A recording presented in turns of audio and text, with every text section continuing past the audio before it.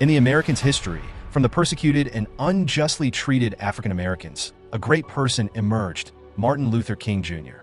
I Have a Dream was about equal treatment for minority ethnic groups in America. He never gave in, even after countless threats, oppressions, and unjust in court. He became a role model for African Americans and other minority groups. He changed the course of democracy's development in America. He was like a beacon of light in the darkness for mankind.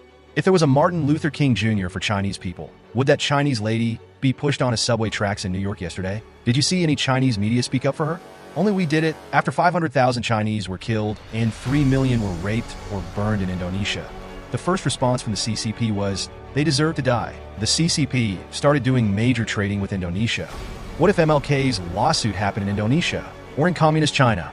Is there anyone there with enough courage to keep speaking the truth for 5 years?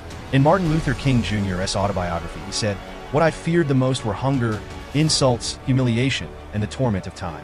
If you have not walked the path, you cannot comprehend the experience of sitting alone and facing questions in a formal setting for over 10 hours.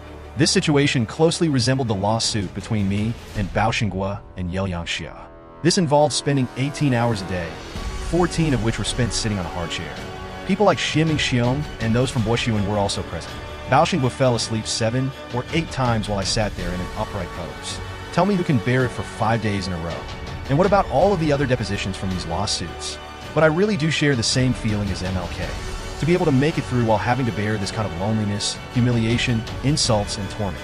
How dreadful is that? If we compromised and gave up today, just like in the face of the PAG lawsuit, we Chinese in the United States would be pushed onto the railroad tracks countless times by the CCP and evil guys, and no one would speak up for us. If we cannot get the truth out of this lawsuit, we Chinese in the United States will forever be slaves and victims of the judiciary. The CCP will pursue us relentlessly and destroy all Chinese overseas. Strictly speaking, the PAG lawsuit is not that simple. There are huge racial issues, huge legal black holes, and flaws in the U.S. judicial system. Therefore, there will be more serious things coming next.